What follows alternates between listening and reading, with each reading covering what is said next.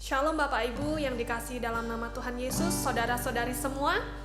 Mari sama-sama kita akan siapkan hati kita untuk kita datang menyembah Tuhan. Sebab tiada Allah yang besar seperti Allah kita. Dia Allah yang begitu luar biasa. Mari kita siapkan hati kita. Kita mau sembah Allah yang besar itu. Saat ini Tuhan, kami siapkan hati kami Tuhan. Kami mau memuji, kami mau menyembah Engkau, Allah yang besar. Kami mau membawa setiap pujian dan kemuliaan hanya bagi nama-Mu. Hadirlah Engkau dimanapun kami berada. Kami percaya Engkau Allah yang maha hadir di tengah-tengah setiap kami. Kami muliakan Engkau Tuhan. Sebab Kau besar, perbuatan-Mu ajaib, tiada seperti Engkau. Tiada yang seperti Engkau Tuhan, tiada seperti Engkau. Sebab Kau besar, perbuatan-Mu ajaib, tiada seperti Engkau. Tiada seperti, katakan sebab Kau besar Tuhan, sebab Kau besar, perbuatan-Mu ajaib, tiada seperti Engkau. Tiada seperti Engkau, sebab Kau besar, perbuatan-Mu ajaib, tiada seperti Engkau. Tiada seperti Engkau. Sama-sama dengan segenap hati katakan, ku beri kemuliaan dan hormat, ku angkat suara pujian, ku agungkan nama-Mu. Ku beri kemuliaan, beri kemuliaan, oh, oh. Ku angkat suara pujian, ku agungkan nama-Mu. Kami katakan Tuhan, sebab Kau besar, Engkau ajaib, tiada seperti Engkau Tuhan, seperti Engkau. Sebab Kau besar, perbuatan-Mu ajaib, haleluya.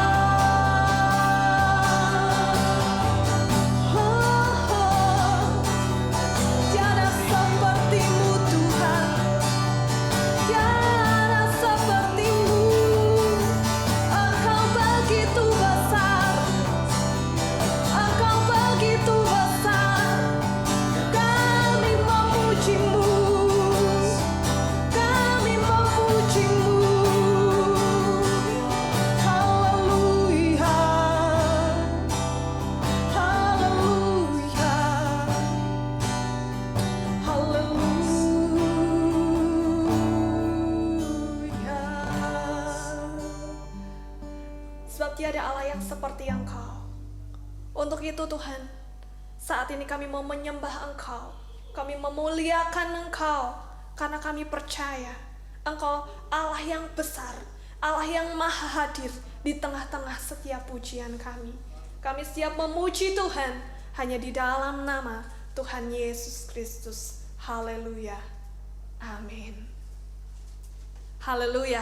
Tiada Allah seperti Allah kita.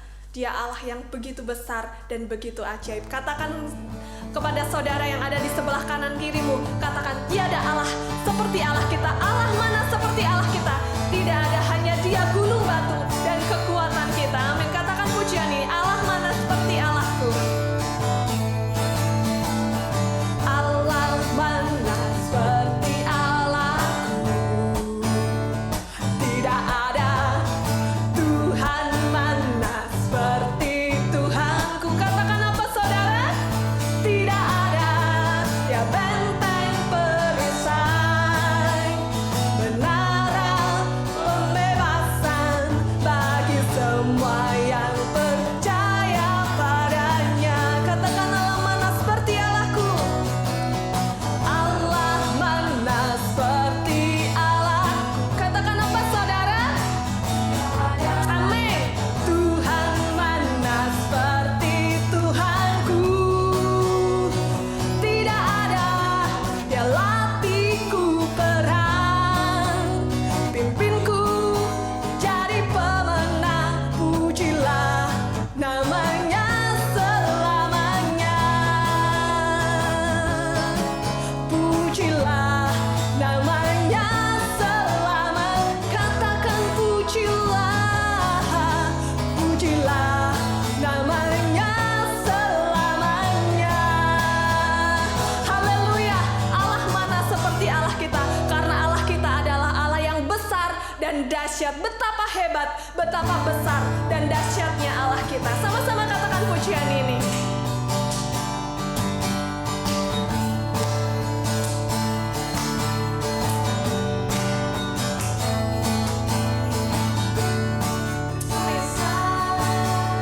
Di bumi, di surga, bertahta dalam kemuliaan. Siapa Dia saudara? Dialah Tuhan Allah kita, namanya berkuasa, pembebas umatnya. Betapa hebat, betapa kuat, dahsyatnya Allah kita. Dia berjaya atas semua perbuatan. Katakan, betapa hebat, betapa hebat, betapa kuat, dahsyatnya Allah kita.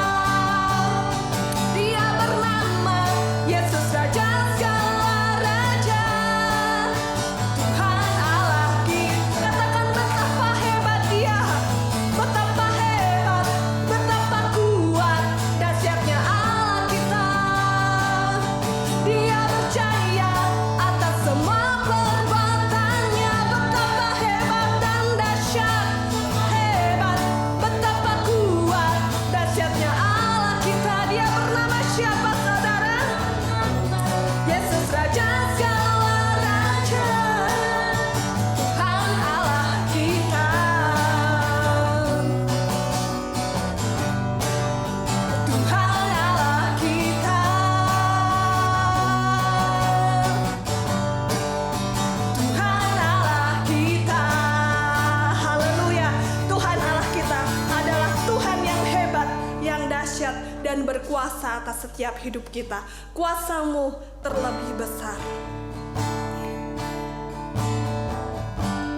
Kami percaya Tuhan, di setengah situasi yang mungkin buruk buat setiap kami, Engkau Allah yang berkuasa atas setiap kami.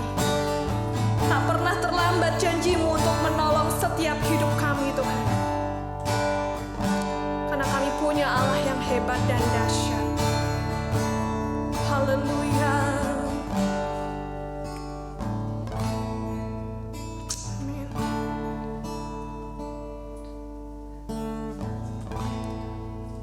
Kuasa-Mu terlebih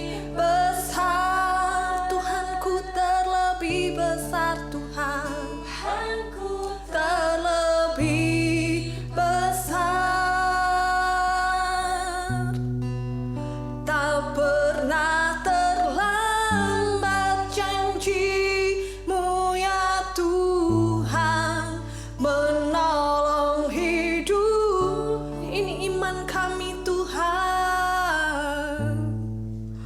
Tuhanku terlebih besar. Kami punya Tuhan yang besar. Tuhanku terlebih besar. Tak pernah terlambat janji-Mu ya Tuhan. Pulihkan hidupku. Katakan dengan segenap hatimu, kuasa Tuhan yang lebih besar atas hidup kita. Amin Tuhan. Kami punya Tuhan yang besar, terlebih besar. Tak pernah terlambat janji-Mu ya Tuhan, menolong hidupku. Kuasa-Mu Tuhan, terlebih besar. Tuhanku terlebih besar, lebih besar. Tak pernah terlambat janji-Mu ya Tuhan. Pulihkan hidup. Kuasa-Mu Tuhan yang lebih besar. Kuasa-Mu terlebih besar. Kami punya Tuhan yang besar, lebih besar. Tak pernah terlambat janji-Mu ya Tuhan, menolong hidupku. Kuasa-Mu Tuhan, Mu terlebih besar. Kau Tuhan yang lebih besar, lebih besar. Tak pernah terlambat janji-Mu ya Tuhan. Tak pernah terlambat janji-Mu ya Tuhan. Tak pernah terlambat janji-Mu ya Tuhan. Pulihkan hidupku. Ini keyakinan kami Tuhan. Di tengah situasi yang mungkin menakutkan buat setiap kami, kami percaya Tuhanku terlebih besar. Kuasa-Mu terlebih besar bagi setiap kami. Dan kami yakini itu. Terus kuatkan hati kami melalui kebenaran firman-Mu yang sebentar akan kami dengar. Kami percaya Engkau akan menguatkan setiap iman kami untuk kami terus berharap dan berjalan di dalam rencana dan kehendak Tuhan. Dan ini setiap kami Tuhan, kami siap mendengarkan kebenaran firman Tuhan hanya di dalam nama Tuhan Yesus Kristus. Haleluya. Amin. Haleluya, puji Tuhan. Selamat sore Bapak Ibu, selamat berjumpa dan salam sejahtera dalam kasih Tuhan Yesus Kristus. Bagaimana keadaan Anda semua? Sehat? Diberkati Tuhan? Haleluya. Ingin ditambah lagi berkatnya? Mari siapkan hati kita untuk menerima kebenaran firman Tuhan. Sore ini saya akan berbicara dengan satu judul topik tentang anak sulung yang berkenan. Apa temanya Bapak Ibu? Apa? Anak sulung yang berkenan. Mungkin ada yang tanya dalam hati, ngapain sih ngupas tentang anak sulung? Apa sih hubungannya dengan kehidupan kekristenan? Apa ada hubungannya antara anak sulung dengan kehidupan kekristenan? Saya katakan ada, saudara.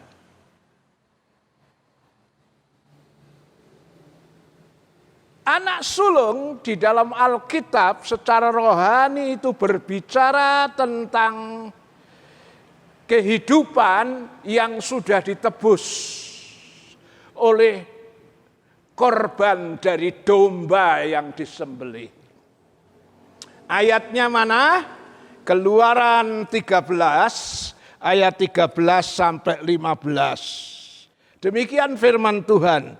Tetapi setiap anak keledai yang lahir terdahulu,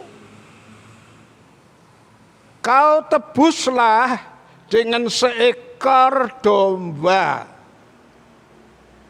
Atau jika engkau tidak menebusnya, engkau harus mematahkan batang lehernya. Tetapi mengenai manusia, setiap anak sulung di antara anak-anakmu lelaki haruslah kau tebus. Dan apabila anakmu akan bertanya kepadamu di kemudian hari, apakah artinya itu? Maka haruslah engkau berkata kepadanya, dengan kekuatan tangannya Tuhan telah membawa kita keluar dari Mesir, dari rumah perbudakan. Sebab ketika Firaun dengan tegar menolak untuk membiarkan kita pergi, maka Tuhan membunuh semua anak sulung di tanah Mesir, dari anak sulung manusia sampai anak sulung hewan.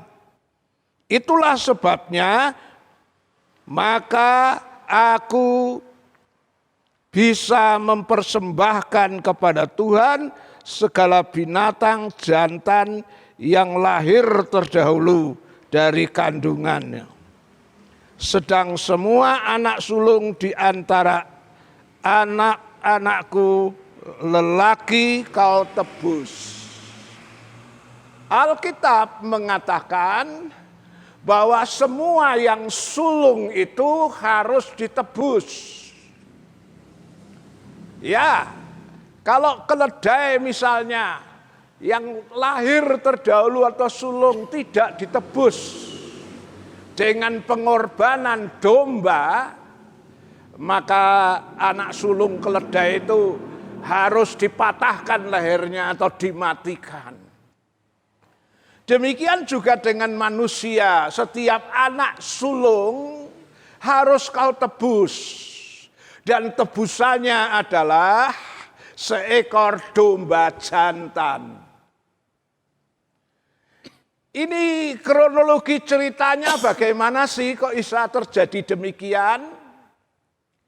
Waktu Israel berada di Mesir, mau keluar, hukuman terakhir pembunuhan anak sulung. Baik dari anak sulung binatang, anak sulung manusia, semuanya dibunuh oleh malaikat maut. Tapi anak sulung Israel selamat. Karena apa? Orang Israel menuruti firman. Setiap anak sulung ditebus. Tebusannya adalah domba jantan yang disembelih. Jadi anak sulung di sini gambaran rohani dari orang-orang yang sudah ditebus oleh darah domba Allah, yaitu ditebus oleh darah Yesus. Saudara sudah tahu hubungannya anak sulung dengan perjalanan kekristenan? Anak sulung itu gambaran dari orang yang sudah ditebus. Nah, sore ini kita membahas anak sulung yang berkenan sama Tuhan. Bicara tentang yang berkenan, tentunya juga ada anak sulung yang tidak berkenan. Nah, mari kita nanti akan lihat dalam Alkitab siapa dan bagaimana itu anak sulung yang tidak berkenan. Dan siapa, bagaimana itu anak sulung yang berkenan. Setelah itu kita aplikasikan dalam hidup kita. Saudara dan saya termasuk golongan anak sulung yang berkenan atau tidak. Mari saya akan mengajak saudara membahas Romawi 1 bagian pertama adalah anak sulung yang tidak berkenan. Siapa itu? Ibrani 12 ayat 16 dan 17. Tolong dibaca. Ibrani 12 ayat yang ke-16 sampai yang ke-17. Ibrani 12 ayat yang ke-16 sampai yang ke-17. Janganlah ada orang yang menjadi cabul atau yang mempunyai nafsu yang rendah seperti Esau, yang menjual hak kesulungannya untuk sepiring makanan. Sebab kamu tahu bahwa kemudian ketika ia hendak menerima berkat itu, ia ditolak, sebab ia tidak beroleh kesempatan untuk memperbaiki kesalahannya, sekalipun ia mencarinya dengan mencucurkan air mata. Ya, anak sulung yang tidak berkenan sama Tuhan, kita lihat menurut Ibrani itu Esau. Esau itu anak sulung yang ditolak oleh Tuhan. Ya, sekalipun dia menangis mencucurkan ibaratnya air mata darah sekalipun, kesempatan buat Esau sudah ditutup. Dia ditolak. Kenapa? Karena Esau ini anak sulung yang sebenarnya seharusnya mendapat berkat hak kesulungan. Namun yang namanya Esau itu tidak menghargai hak kesulungan. Dia menjual, dia menukar hak kesulungan itu dengan sepiring kacang merah. Nah, dalam hal ini Esau adalah menggambarkan kehidupan orang yang sebenarnya sudah ditebus menjadi orang percaya, tetapi tidak menghargai hak kesulungan. Dia lebih mementingkan hal-hal yang bersifat daging. Dia lebih mementingkan hal-hal yang bersifat duniawi. Apa itu hal-hal yang bersifat daging? Apa itu hal-hal yang bersifat duniawi? Yang pertama, hal-hal yang bersifat daging atau duniawi itu, yang pertama adalah menukar kesulungan itu dengan kepentingan perut atau makanan. Esau jual hak kesulungan hanya dengan sepiring kacang merah. Ini gambaran orang percaya yang tidak menghargai keselamatan, tidak menghargai korban dari domba yang sudah disembelih tadi. Dia tukar hanya dengan kepentingan perut atau makanan. Mari kita lihat ayatnya, Filipi 3, 18-19. Filipi 3 ayat 18 sampai 19. Karena seperti yang telah kerap kali kukatakan kepadamu, dan yang kunyatakan pula sekarang sambil menangis, banyak orang yang hidup sebagai seteru salib Kristus. Kesudahan mereka ialah kebinasaan, Tuhan mereka ialah perut mereka, kemuliaan mereka ialah aib mereka, pikiran mereka semata-mata tertuju kepada perkara duniawi. Ya, orang-orang yang mementingkan kepentingan perut, bertuhankan perut, itu menjadi seteru salib Kristus. Ya, karena sama seperti yang telah kerap kali kukatakan kepadamu, dan yang kunyatakan pula sekarang sambil menangis. Saking prihatine, saking sedih Paulus melihat orang-orang Kristen yang tidak tahu menghargai keselamatan, mementingkan kepentingan perut, rela menukarkan dengan keselamatan. Sampai Paulus menasehatinya dengan menangis. Karena banyak orang yang hidup sebagai seteru salib Kristus. Pada umumnya kekristenan yang mementingkan masalah perut, akhirnya dia menjadi seteru dari salib Kristus. Kesudahan mereka kebinasaan. Yang mementingkan kepentingan perut lebih dari keselamatan, akhirnya binasa. Kenapa? Karena Tuhan mereka ialah perut mereka. Artinya orang-orang itu mementingkan yang penting perut ini terisi. Biar bagaimanapun caranya, halal atau tidak halal, yang penting perut ini terisi. Kalau perlu meninggalkan jam-jam ibadah untuk mengejar kepentingan perut. Itu namanya bertuhankan perut. Soal makanan, soal ekonomi memang kita perlu. Tapi jangan sampai kita tukar itu dengan keselamatan. Ya lihat saja itu orang-orang yang suka meninggalkan jam-jam kebaktian demi mengejar keuntungan kepentingan perut. Tuhan bilang mereka itu bertuhankan perut dan kesudahannya adalah kebinasaan. Jangan sampai itu terjadi dalam kehidupan kita. Ya,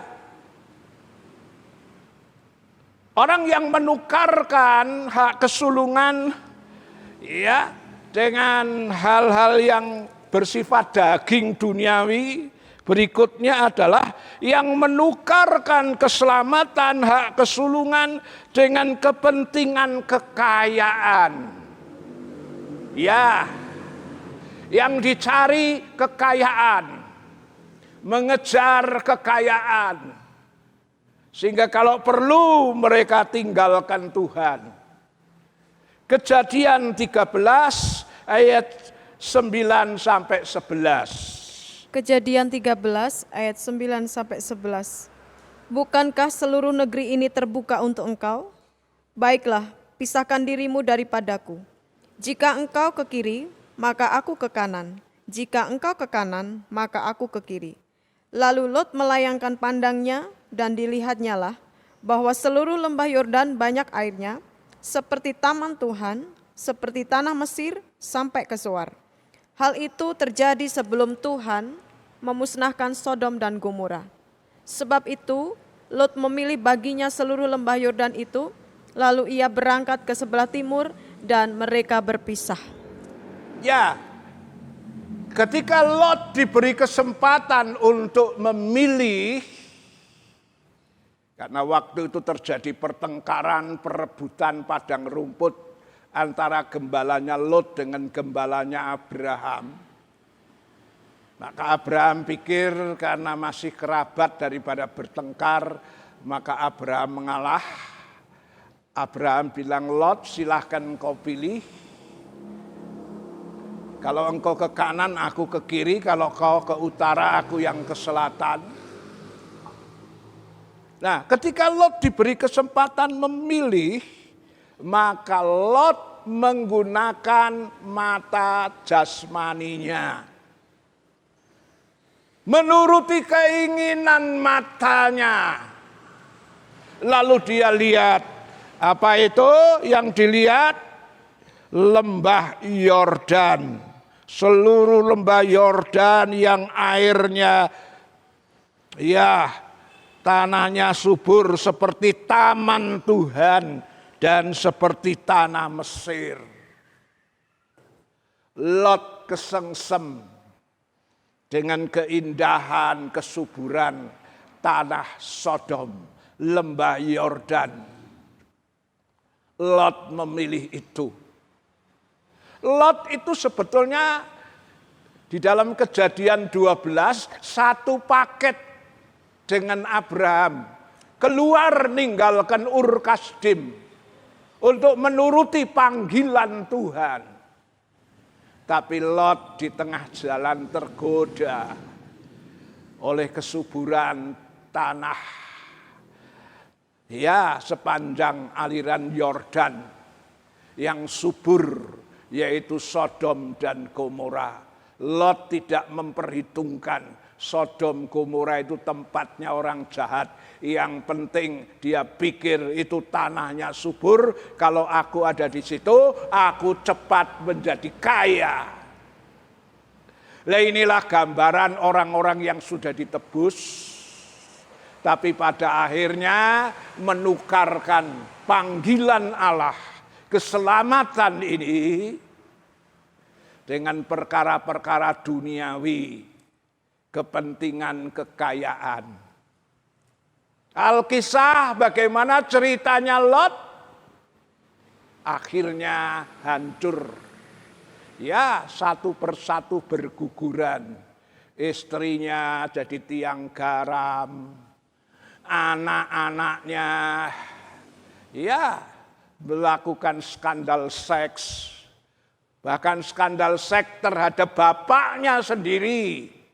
Dan akhirnya melahirkan keturunan yang terkutuk, yaitu Amon dan Moab.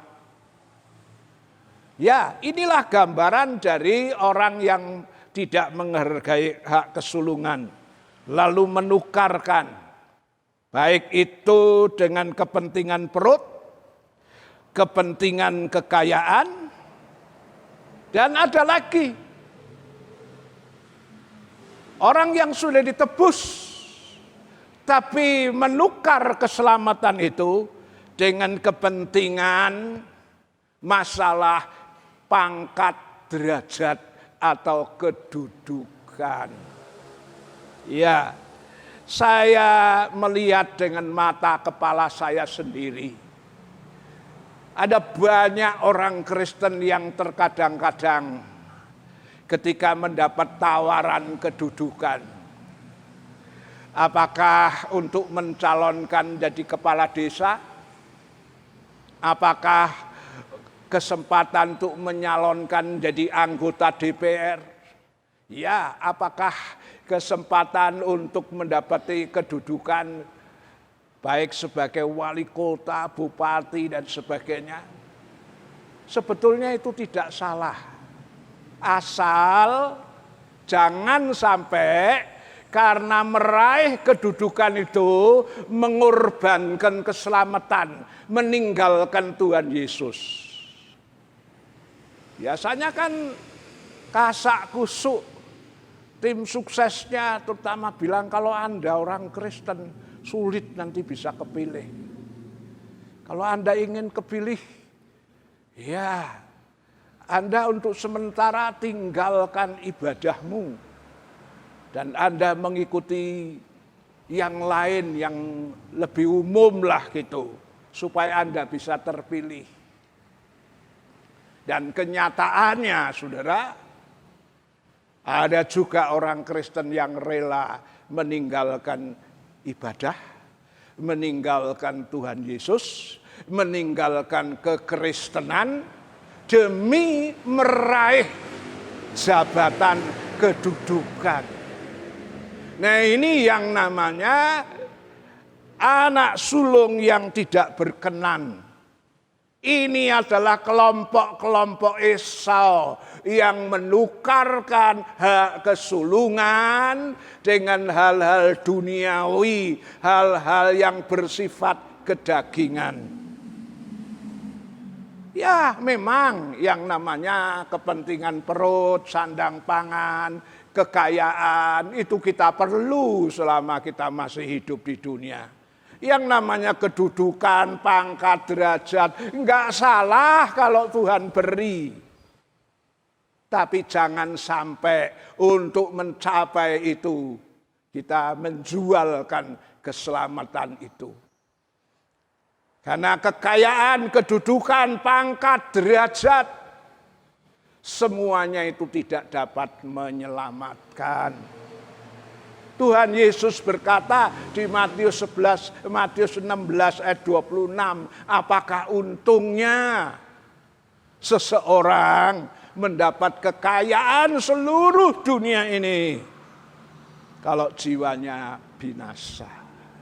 Kita sudah melihat tentang anak sulung yang tidak berkenan tadi, seperti Esau yang menukar hak kesulungan dengan perkara-perkara daging atau perkara-perkara duniawi.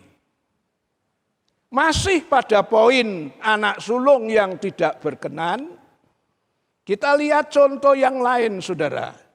Ini bagian ini, anak sulung yang menggambarkan orang yang sudah ditebus ini, dia tidak meninggalkan Tuhan, dia tetap setia.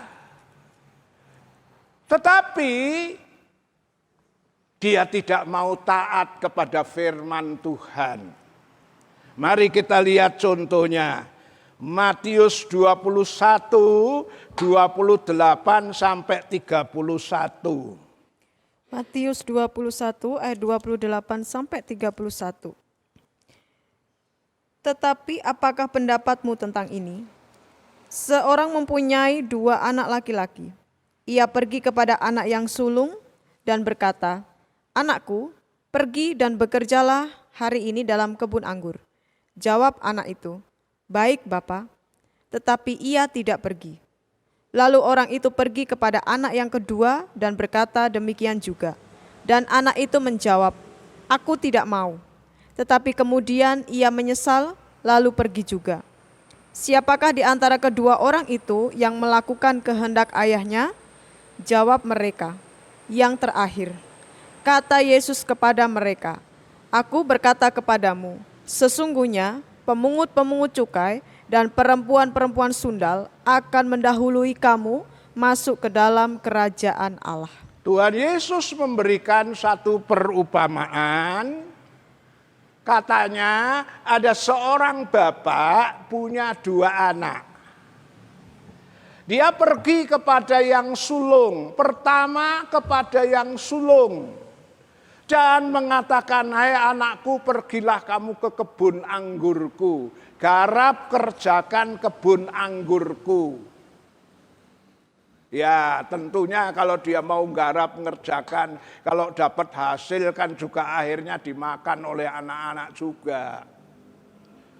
Yang sulung berkata, "Baik Bapak, siap." Tapi itu hanya dalam perkataan. Baik, siap, itu hanya dalam perkataan. Kenyataannya dia tidak pernah pergi ke kebun anggur dan mengerjakan kebun anggur itu dengan baik. Bapaknya melihat geleng-geleng kepala.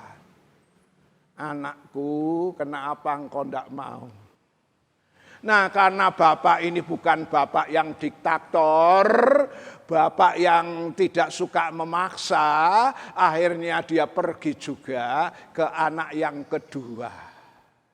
Ada yang kedua disuruh, "Pergilah ke kebun anggurku." Yang kedua berkata apa? "Aku tidak mau." Namun pada akhirnya anak yang kedua itu menyesal. Kenapa ya? Sebagai anak dari kecil aku sudah dipelihara, dibesarkan, dibiayai. Kok aku disuruh nggarap kebun anggur saja kok enggak mau? Kalau toh nanti berhasil kan hasilnya aku juga yang menikmati. Ya, ada yang kedua ini akhirnya menyesal, lalu dia pergi ke kebun anggur bapak itu dan mengerjakannya. Tuhan Yesus bilang di antara yang kedua ini, siapakah yang taat dan menurut perintah bapaknya? Mungkin saudara sendiri bisa menjawab. Tentunya yang kedua. Yang sulung walaupun bilang, "Ya saya mau, siap Bapak," tapi prakteknya tidak mengerjakan. Inilah gambaran dari orang-orang Kristen yang mendengar firman Allah tapi tidak mau melakukan. Dalam perjanjian lama kita melihat contoh ini juga dalam kehidupan bangsa Israel. Mari kita lihat tentang bangsa Israel itu 1 Korintus 10 ayat 1 sampai 5. 1 Korintus 10 ayat 1 sampai 5. Israel sebagai suatu peringatan. Aku mau supaya kamu mengetahui, saudara-saudara, bahwa nenek moyang kita semua berada di bawah perlindungan awan dan bahwa mereka semua telah melintasi laut. Untuk menjadi pengikut Musa, mereka semua telah dibaptis dalam awan dan dalam laut. Mereka semua makan makanan rohani yang sama, dan mereka semua minum minuman rohani yang sama. Sebab mereka minum dari batu karang rohani yang mengikuti mereka, dan batu karang itu ialah Kristus. Tetapi sungguh pun demikian, Allah tidak berkenan kepada bagian yang terbesar dari mereka, karena mereka ditewaskan di padang gurun. Ya, tetapi sesungguh pun demikian Allah tidak berkenan kepada bagian besar dari mereka, karena mereka ditewaskan di padang gurun. Bangsa Israel sudah mengalami banyak mujizat. Keluar dari negeri Mesir itu juga karena lewat penyembelian domba Paskah. Keluar dari Mesir. Gambaran orang yang sudah ditebus. Dalam perjalanan yang mengalami banyak mujizat. Mereka melewati laut Kolsom. Itu bicara tentang orang Kristen yang sudah dibaptis. Mereka berjalan di padang pasir di bawah naungan tiang awan. Itu gambaran orang yang sudah dibaptis dengan Roh Kudus. Mereka sudah menikmati mana dari surga, yaitu kebenaran firman Allah. Tapi sayang, sebagian besar mereka ditewaskan di padang gurun. Tidak bisa masuk tanah perjanjian. Kenapa? Karena mereka tidak mau taat sama firman. Mari kita lihat kronologinya dari Bilangan 14, 22 sampai 24. Bilangan 14 ayat 22 sampai 24. Semua orang yang telah melihat kemuliaanku dan tanda-tanda mujizat yang kuperbuat di Mesir dan di padang gurun, namun telah 10 kali mencobai aku dan tidak mau mendengarkan suaraku, pastilah tidak akan melihat negeri yang kujanjikan dengan bersumpah kepada nenek moyang mereka. Semua yang menista aku ini tidak akan melihatnya. Tetapi hambaku Kaleb, karena lain jiwa yang ada padanya, dan ia mengikuti aku dengan sepenuhnya, akan kubawa masuk ke negeri yang telah dimasukinya itu, dan keturunannya akan memilikinya.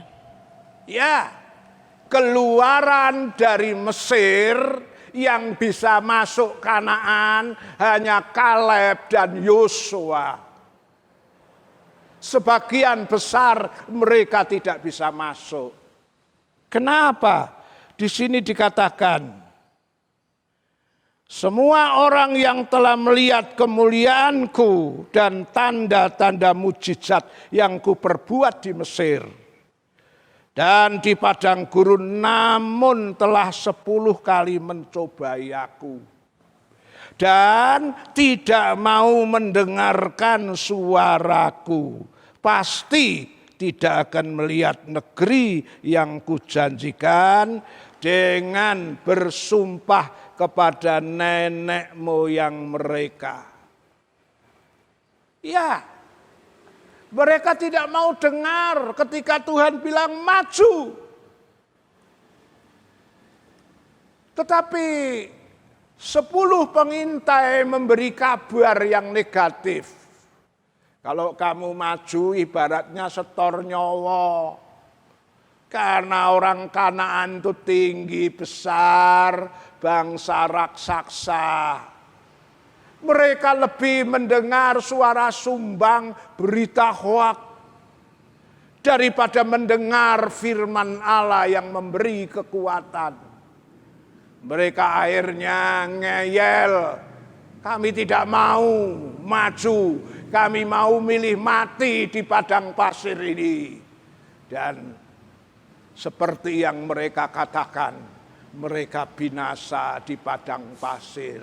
Hanya Kaleb dan Yosua keluaran Mesir yang bisa masuk tanah Kanaan. Nah ini contoh dari anak sulung yang tidak berkenan. Ya, satu, mereka suka menukar hal-hal yang rohani dengan hal-hal duniawi. Meninggalkan Tuhan demi mengejar sesuatu yang sifatnya duniawi. Yang kedua, walaupun mereka tidak tinggalkan Tuhan, mereka tetap jadi Kristen yang setia. Barangkali mereka aktif dalam pelayanan, tapi mereka tidak mau taat kepada firman. Itu juga akan tertinggal. Karena bukan semua orang yang menyeru Tuhan, di Matius 7, 21 sampai 23 itu. Bukan semua orang yang menyeru Tuhan pasti masuk surga. Hanya orang yang melakukan kehendak Bapa. Di ayat 22, 23 dikatakan, aku sudah bernubuat, aku sudah melakukan mujizat, aku sudah melakukan ini dan itu untuk Tuhan. Tapi Tuhan bilang, aku tidak kenal kamu. Karena kamu pembuat kejahatan. Itulah orang-orang yang tidak mau taat sama firman. Sekalipun mereka sudah ditebus. Gambaran anak sulung, tetapi anak sulung yang tidak berkenan. Sekarang kita masuk kepada Romawi 2, anak sulung yang berkenan. Siapakah itu anak sulung yang berkenan? Kolose 1, 15 sampai 18. Kolose 1 ayat 15 sampai 18. Keutamaan Kristus.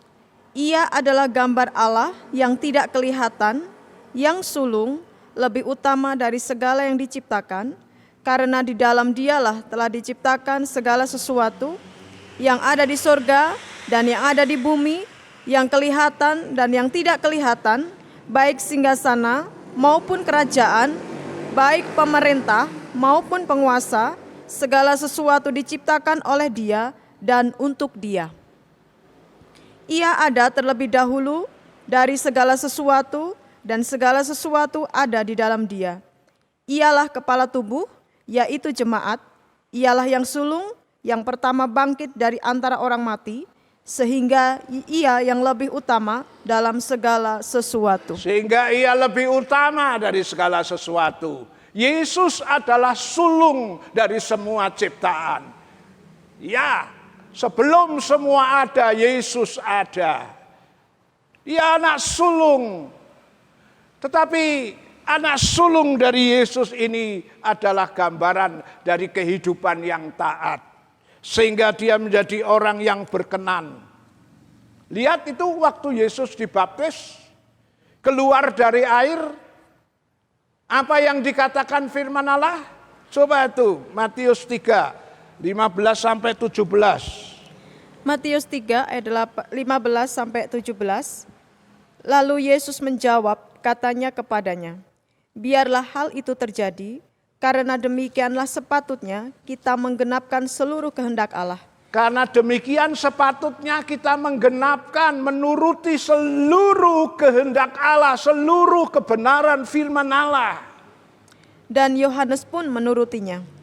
Sesudah dibaptis, Yesus segera keluar dari air, dan pada waktu itu juga langit terbuka, dan ia melihat Roh Allah seperti burung merpati turun ke atasnya. Lalu terdengarlah suara dari sorga yang mengatakan, inilah anakku yang kukasihi, kepadanya lah aku berkenan. Waktu Yesus minta dibaptis, Yohanes bilang jangan. Aku enggak layak. Sebenarnya aku yang harus dibaptis. Tapi kenapa Tuhan datang minta dibaptis? Tuhan bilang apa alasannya? Demikian sepatutnya kita menggenapi seluruh kehendak Allah. Walaupun dia anak, tapi dia belajar taat. Waktu dijadikan manusia, dia juga taat menuruti hukum Taurat yang berlaku untuk manusia. Dia dibaptis, keluar dari air, ada suara yang mengatakan, inilah anakku yang kukasihi, kepadanya aku berkenan. Inilah anak sulung yang berkenan di hadapan Tuhan. Kenapa? Karena ketaatannya. Filipi 2, 8 sampai 11. Filipi 2 ayat 8 sampai 11. Dan dalam keadaan sebagai manusia, ia telah merendahkan dirinya dan taat sampai mati, bahkan sampai mati di kayu salib. Itulah sebabnya Allah sangat meninggikan dia dan mengaruniakan kepadanya nama di atas segala nama, supaya dalam nama Yesus bertekuk lutut segala yang ada di langit dan yang ada di atas bumi dan yang ada di bawah bumi, dan segala lidah mengaku Yesus Kristus adalah Tuhan, bagi kemuliaan Allah Bapa. Ya, walaupun dia anak, dia belajar taat kepada Bapa sampai mati di kayu salib. Kematian yang paling hina pun dia jalani karena taatnya kepada Bapa. Itulah sebabnya Allah berkenan meninggikan dia, memberi kepada dia nama di atas segala nama. Satu kali semua lutut berlutut, semua lidah mengaku bahwa Yesus adalah Tuhan. Inilah anak sulung yang berkenan. Kenapa? Karena ketaatannya terhadap firman. Setelah kita membandingkan anak sulung yang tidak berkenan sama anak sulung yang berkenan, pertanyaannya adalah bagaimana kehidupan saudara? Termasuk yang berkenan atau tidak? Kalau Anda ingin jadi anak-anak ketebusan yang berkenan, jadilah anak-anak ketebusan, anak-anak sulung yang menghargai keselamatan. Dan yang kedua, jadilah anak sulung yang taat kepada firman Tuhan. Seperti Tuhan Yesus. Ya. Kalau saudara tidak taat sama firman, ya, walaupun saudara aktivis, walaupun saudara berjasa dalam gereja, ya, Anda tidak akan mendapatkan bagian keselamatan itu. Saya ingat satu ayat yang ditulis oleh Lukas pasal 11 ayat 27-28. Coba dibacakan. Lukas 11 ayat 27 sampai 28.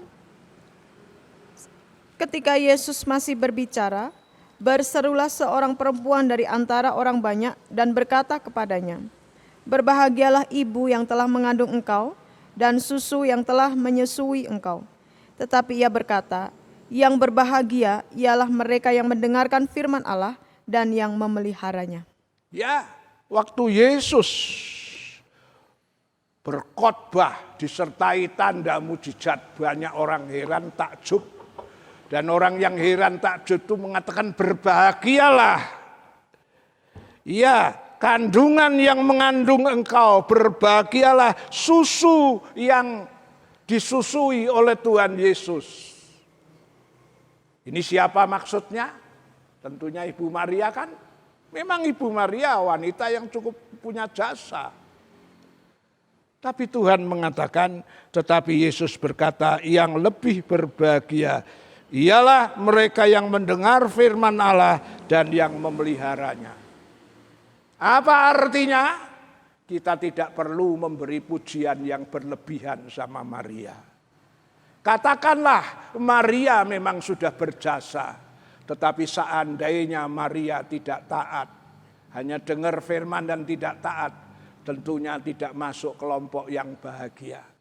Apalagi saudara dan saya, Maria saja yang cukup punya jasa mengandung, melahirkan Yesus. Tuhan bilang kalau dia tidak taat sama firman, dia tidak termasuk orang berbahagia. Yang berbahagialah adalah orang yang mau mendengar dan melakukan firman. Karena mereka termasuk kelompok anak sulung yang setia dan yang taat terhadap firman. Janji Tuhan, ketika kau jadi anak sulung orang Kristen yang setia dan taat terhadap firman, janji Tuhan bukan hanya berkat keselamatan, sok benek mati mlebu swarga, bukan hanya itu. Selama masih di dunia pun, Tuhan menjanjikan dijamin seluruh kepentingan hidupnya. Ayat terakhir, Yeremia 27 ayat 5. Yeremia 27 ayat 5. Akulah yang menjadikan bumi, manusia, dan hewan yang ada di atas muka bumi dengan kekuatanku yang besar dan dengan lenganku yang terentang, dan aku memberikannya kepada orang yang benar di mataku. Tuhan bilang, aku yang menjadikan langit, bumi, manusia, hewan, binatang, seluruh kekayaan alam ini Tuhan yang ciptakan, Tuhan yang punya, dan Tuhan akan memberikan kepada siapa? Orang yang benar di mata Tuhan. Alias orang yang mau taat dan nurut firman Tuhan. Jaminannya bukan hanya masalah keselamatan sorga, tapi jaminannya adalah selama di dunia ini pun. Perlu apa? Perlu apa? Tuhan bilang semuanya aku punya dan aku berikan kepada orang yang benar di mataku. Itulah sebabnya mari kita mau menjadi orang Kristen bukan hanya setia, tapi juga mau taat nurut firman. Kita akhiri firman Tuhan ini dengan satu nyanyian. Ku mau hidup turut kehendak Tuhan. Ku mau hidup turut kehendak Tuhan. Ku mau memberi semua yang ku dapat berikan. Ku mau cinta Dia lebih dari semua. Ku mau belajar membalas kasih-Nya. Terima kasih Bapa di surga, terima kasih Tuhan Yesus, terima kasih Roh Kudus untuk kebenaran firman yang kami terima, di mana Engkau sudah memberitahu tentang anak sulung yang berkenan dan anak sulung yang tidak berkenan.